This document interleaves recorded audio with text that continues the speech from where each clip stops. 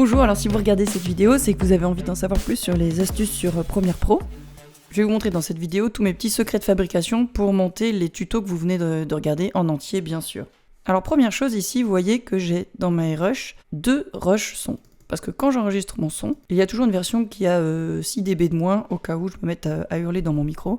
Donc du coup, c'est une version de secours. Donc cette deuxième version, j'en ai pas besoin. En revanche, j'ai pas envie de la supprimer non plus. Donc ce que je vais faire, je vais lui faire un clic droit et je vais la masquer. Donc elle est toujours là, mais je ne la vois pas. Ensuite, vous voyez ici que dans ce rush son, j'ai ma voix en mono sur une seule piste. Moi, ce que je vais faire, c'est que je vais modifier les canaux audio. Clic droit, modifier canaux audio. Bon, par expérience, je sais que tout est sur la droite. Et voilà, maintenant, je vois que j'ai bien ma voix qui est doublée à droite comme à gauche. Ce que je fais ensuite, j'attrape le son et la capture d'écran que je glisse à la fin. Je mets le son avec le bon micro sous le son témoin, je sélectionne les deux, clic droit, synchroniser, je choisis la méthode audio, hop, et il me les a synchronisés ensemble. Ensuite, ce que je fais, c'est que j'attrape le son du bon micro, et avec Alt flèche du haut, j'écrase le son témoin. Ensuite, je me mets au début de mon enregistrement, j'appuie sur O pour poser un point out, j'appuie sur I pour poser un point in, et moi j'utilise le raccourci clavier, extraire.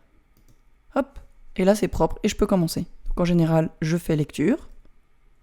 Je vais vous expliquer maintenant pourquoi c'est bien d'utiliser la sélection liée. Et quand je dois faire une coupe, j'utilise toujours ce bouton extraire avec mon raccourci clavier. Ce que j'utilise beaucoup aussi, c'est la touche livre sterling qui me permet de voir tout mon montage en entier. Alors ici, je me suis fabriqué une sorte de gabarit, vous voyez, avec un petit masque ici pour cacher l'heure et la date et tout. Et après, j'ai mon petit générique de fin.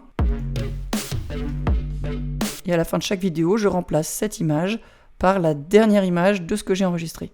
Et au début, c'est pareil, je remplace cette première image qui est floutée par la première image de mon enregistrement. Ensuite, je clique sur mon titre et je change simplement le titre. Pour travailler mon texte, j'ai besoin de la fenêtre Objet graphique essentiel. Je double-clique sur Making of et je l'adapte pour qu'il fasse à peu près la taille de astuce numéro 20.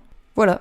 Donc en général, ce que je fais, c'est que je coupe ici mon texte, parfois je me suis trompé, ou alors c'était pas très clair, du coup je l'ai fait de façon plus claire, etc.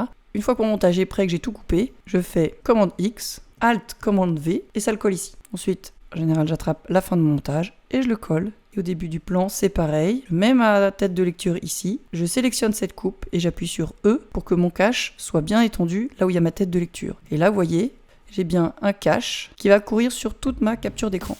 Voilà, vous en savez plus sur la fabrication de tous ces tutos. Maintenant, vous savez ce qu'il vous reste à faire.